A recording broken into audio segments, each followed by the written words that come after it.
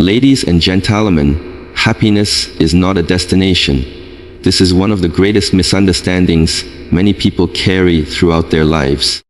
They believe that happiness is a place they will one day arrive at, like a city waiting at the end of a long journey. They think that once they have achieved enough, earned enough, or arranged their lives into a certain shape, then happiness will appear. This idea creates a silent contract with life. Once I reach the right point, life will reward me with joy. But the truth is, happiness doesn't work this way. It is not waiting at the finish line, and it is not something that can be delivered by external achievements. It is not a prize to be collected. It is a way of walking every step of the path. Imagine someone who believes that happiness is found in wealth. He works tirelessly, day after day, believing that once his bank account reaches a certain number, he will feel complete. But when the number arrives, he is not satisfied. Instead, he raises the target higher, thinking the next milestone will finally bring peace. In reality, what has happened is that he has tied his sense of joy to a future that never arrives.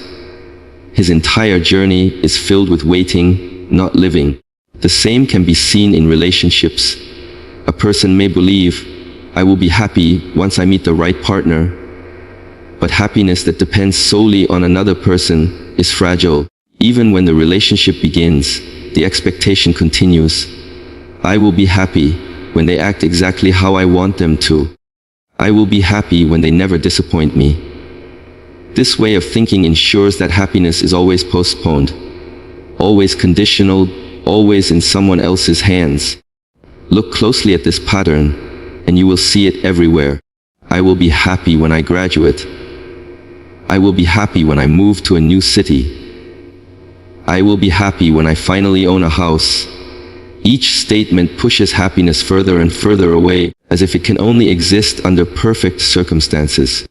Yet perfection never arrives. Life is never without challenges, never without uncertainty. If happiness depends on everything aligning just right, it will always remain out of reach. Consider the metaphor of a traveler. If happiness is a destination, the traveler will walk restlessly, checking the map again and again, asking, are we there yet? Every moment becomes another stretch of waiting, another delay. But if happiness is understood as a way of walking, then the traveler enjoys each step, the scenery, the air, the rhythm of movement. The journey itself becomes the source of joy, not the endpoint. This shift in perspective changes everything. It means that happiness is not something to be earned, but something to be experienced. It does not arrive at once, but reveals itself in ordinary moments. It is found in the warmth of sunlight, in the laughter of friends, in the calm of a deep breath, in the satisfaction of giving rather than taking. These are not grand achievements. They are small experiences available to everyone, regardless of status or circumstance. To see happiness as a destination is to live in constant postponement. To see it as a way of living is to recognize that it is already available, waiting in the present moment. The key lies in awareness. By noticing what is here, rather than waiting for what is not, we begin to shift from a life of delay to a life of presence. The more one practices this, the more one understands that happiness has never been far away. It was never something to chase, never something promised by the future. It has always been woven into the present moment, ready to be created through how we choose to walk through life. Waiting delays life. This is a simple truth, yet one that often hides beneath the surface of our daily routines. Many people live as if happiness is on layaway, to be collected at some future moment when conditions are just right. They imagine that by postponing joy now, they will receive it in greater measure later. But what actually happens is that life continues to move forward, second by second, day by day, whether we are present for it or not. The time we spend waiting cannot be retrieved, and while we are busy planning, anticipating, and wishing, the moments of life slip silently into the past. Think of a student who tells herself, I will finally enjoy life once I finish school. For years, she sacrifices simple joys, believing the diploma will unlock the door to happiness. But graduation comes, and with it new pressures, finding a job, earning money, building a career.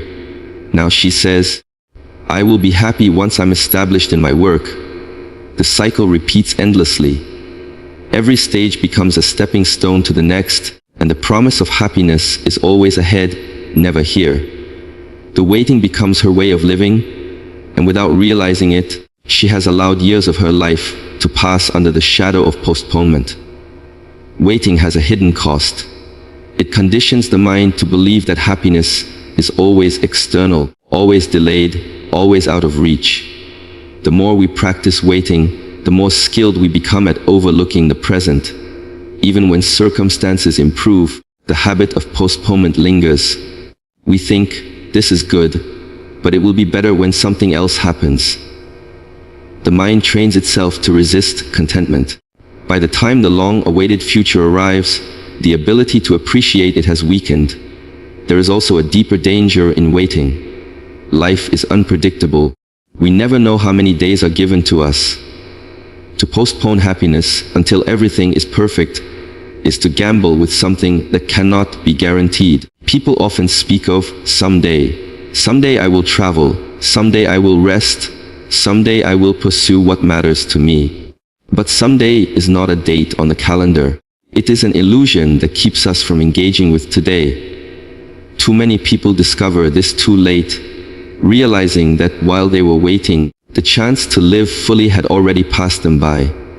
Even in ordinary routines, the trap of waiting is visible.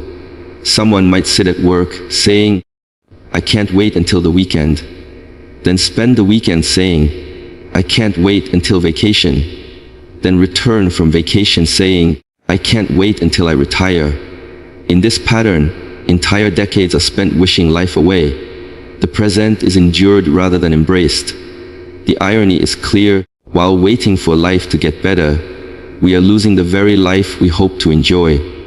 To stop waiting is not about ignoring goals or abandoning ambitions. It is about understanding that happiness cannot be postponed until the perfect circumstances arrive. Goals are valuable, but they must not become prisons that lock joy into the future. The truth is that joy can coexist with struggle, that peace can be found even in uncertainty. A person who learns this no longer waits for happiness to come from the outside. Instead, they learn to carry it within, to bring it into each interaction, to allow it to exist alongside whatever challenges the day holds. Every moment spent waiting is a moment lost. Every smile withheld until tomorrow is a smile that never appears today. Life is not asking us to postpone, it is asking us to participate. The days continue moving whether we are engaged or not, and the choice we face is whether to fill them with waiting or with living. Circumstances don't guarantee joy. Many people build their lives around the belief that if they can only change the external world, happiness will naturally follow. They tell themselves that once they have the right job, the right income, the right home, or the right recognition, then joy will arrive. This creates the impression that happiness is something earned through the arrangement of circumstances. But life has shown, time and again, that no matter how favorable the external situation becomes, true contentment does not automatically appear. There are countless examples of individuals who achieved what others dream of, yet still felt empty.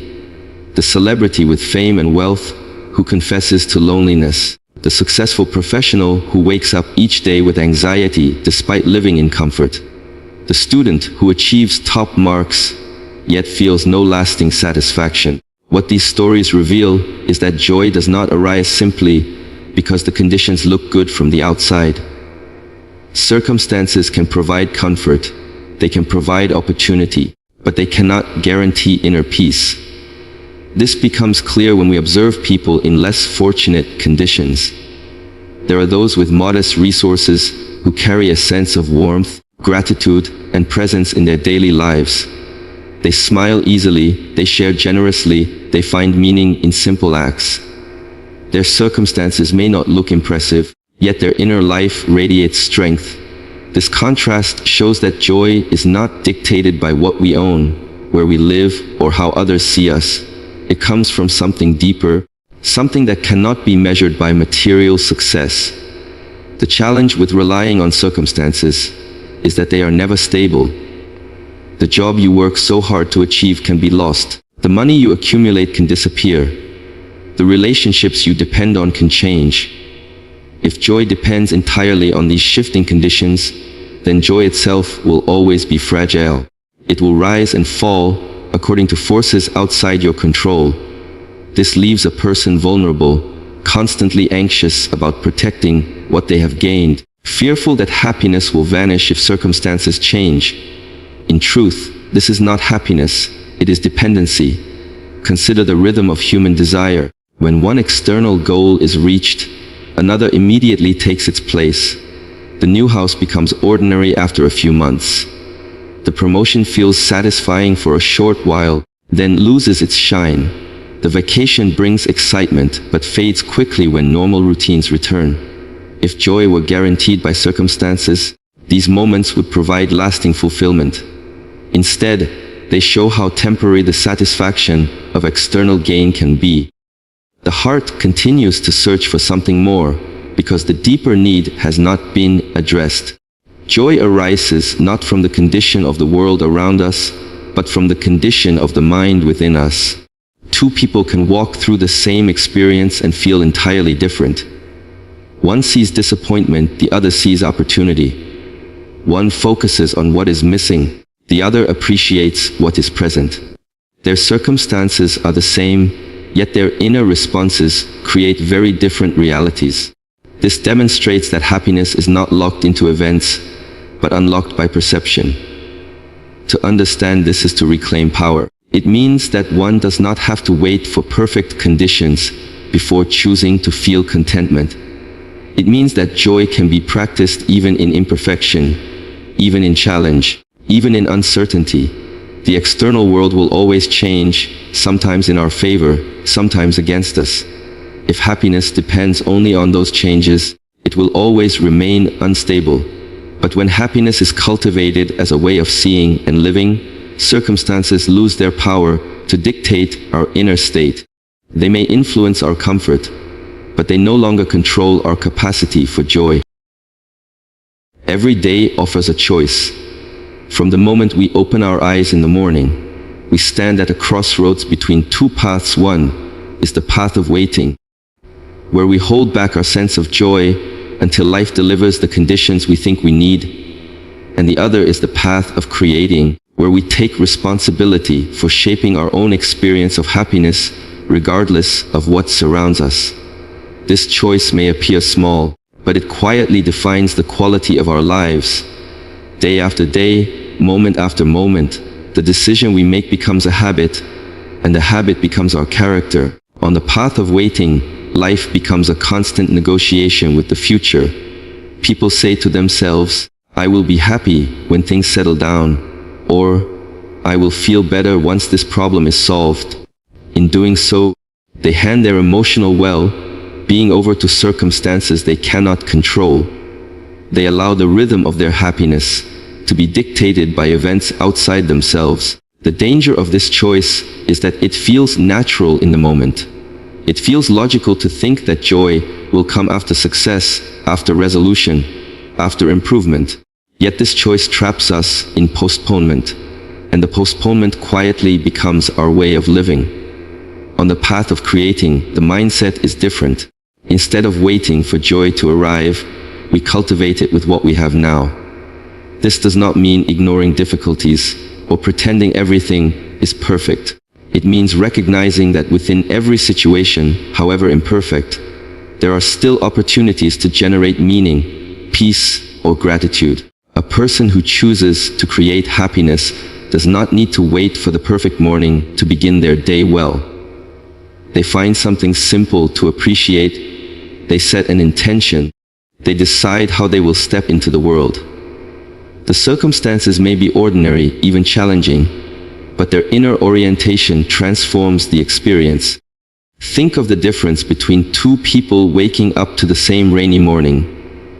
One complains about the weather, grumbles about the inconvenience, and begins the day with irritation. The other notices the sound of the rain, feels a sense of calm in the atmosphere, and uses the slower pace of the morning as a chance to reflect. The weather is the same, but the choices are different. One waits for the rain to stop in order to feel better, the other creates a sense of calm within the rain itself. Every day offers this same freedom to choose. This choice extends beyond moods into actions. Each day presents moments to create connection, instead of waiting for others to come to us. A kind word, a small gesture, or genuine attention can turn an ordinary interaction into a source of joy. Each day presents chances to create meaning, instead of waiting for it to appear. Whether in work, study, or daily tasks, approaching them with intention transforms them from duties into opportunities. Even in solitude, the decision to create can be expressed through how we care for ourselves, how we breathe, how we use our time. When seen in this way, happiness becomes less of a mystery and more of a discipline. The choice repeats itself constantly. When we wake, when we face challenges, when we interact with others, when we reflect at the end of the day, do we wait or do we create? Every time we choose creation, even in a small way, we strengthen the habit of inner freedom. Every time we practice it, we become more capable of shaping joy, regardless of circumstance. The external world may not always align with our wishes, but the choice remains ours, renewed each morning, available in every moment. Happiness is built in small, simple moments. People often imagine that it takes grand achievements or extraordinary events to feel truly happy, but the reality is that joy is woven into the details of everyday life. It is in the small gestures we overlook, the ordinary experiences we dismiss, and the quiet pauses we rush past. To discover this truth requires a shift in attention, a willingness to see value not only in milestones, but in the steps that lead toward them. The more we notice these small moments, the more we realize that they carry a power far greater than we imagined. Think about the warmth of sunlight touching your skin on a cold morning. It is not dramatic, it is not rare, yet in that instant the body feels alive, connected, and present. That sensation alone can become a source of gratitude if it is noticed. Or consider the sound of laughter shared between friends. It may last only a few seconds, but it creates a sense of belonging that lingers long after the sound has faded. These moments are often dismissed as insignificant because they do not arrive with fanfare, but when pieced together, they create the foundation of a joyful life. Small moments also remind us that happiness is not something to be chased endlessly into the future. It is already available in the rhythm of daily living. A sip of tea, the fragrance of flowers, the relief of finishing a task, the calm of a deep breath. These are invitations to be present. When a person slows down enough to notice them, they realize that joy is not scarce. It appears again and again, waiting to be recognized. Missing these moments is not a sign that they are absent, but a sign that our attention has been pulled too far away from where life is actually unfolding. In relationships, the power of small moments becomes even clearer. A single smile can dissolve tension. A few words of encouragement can lift someone's spirit for the entire day. A moment of listening with genuine presence can make another person feel valued and understood. These actions take almost no time, yet they hold enormous meaning. Happiness is rarely the result of one grand gesture. It is built through the accumulation of countless small ones. Over time, they create a sense of trust, connection, and warmth that no large achievement could replace. Movement and energy are also small moments of happiness that often go unnoticed. Stretching after sitting for too long, taking a short walk, feeling the heartbeat rise after exercise. All of these connect the body and mind in ways that generate vitality. Breathing deeply, something so natural we rarely think about it, has the power to calm the nervous system and reset our emotions. These are not complicated practices. They are everyday opportunities to experience joy through the body. When embraced, they remind us that happiness is not distant or abstract, it is physical, immediate, and accessible. Generosity, too, finds its place in small acts, offering help without expecting anything in return, giving time to someone in need, or sharing what we have, no matter how little, produces a sense of fulfillment that wealth or success alone cannot provide. These gestures may seem minor, but they create ripples of meaning that extend far beyond the moment itself. The giver experiences the joy of contribution, while the receiver experiences the joy of being cared for. Both are enriched, and both are reminded that happiness is strongest when shared. What makes these small moments powerful is not their size but their frequency. Life is made up of ordinary days far more than extraordinary ones. If joy depended only on the rare, dramatic events, then happiness would always feel scarce. But when we learn to recognize the value in simple moments, we discover that joy is abundant. It is not hiding in faraway achievements, but constantly appearing in front of us, in forms so ordinary that we often fail to notice them. The practice is not to wait for big events, but to honor the small ones, to see them for what they are. The true building blocks of a meaningful and joyful life. Happiness is a skill. This idea may feel unusual at first, because many people think of happiness as an emotion that simply arrives when the right conditions appear. They assume it is spontaneous, unpredictable, or dependent on luck. But if happiness were only a random event, then it would remain fragile, outside of our control, and dependent on chance. The truth is that happiness can be cultivated deliberately, just like learning to play an instrument or practicing a language. It is something to be developed with attention, patience, and repetition until it becomes second nature. Like any skill, happiness begins with awareness. A musician cannot play a song without first listening carefully to the notes. In the same way, a person cannot build happiness without paying attention to how they think, feel, and respond to life. This awareness helps us recognize the moments when we slip into negativity or distraction, and it also helps us notice the opportunities for gratitude and joy that are often overlooked. The more we practice this kind of attention, the more we sharpen our ability to guide the mind instead of being carried by it. Another element of the skill is perspective. People who cultivate happiness learn to view challenges differently. Instead of seeing obstacles as the end of their piece, they begin to see them as opportunities for growth. This shift does not happen overnight, but it develops through practice. Each time we reframe a difficulty, we strengthen the mental habit of resilience. Just as an athlete strengthens muscles through repeated exercise, we strengthen joy by repeatedly choosing perspectives that support it. Over time, this becomes less of an effort and more of a natural response. Gratitude is one of the most practical techniques for training happiness. By focusing on what is already present, rather than what is missing, we create a steady source of joy that is independent of circumstances. This practice can be as simple as pausing each day to notice one or two things we appreciate. At first, it may feel small or forced, but like any skill, repetition builds depth. What begins as a brief exercise eventually becomes a mindset, a way of seeing the world with appreciation instead of complaint.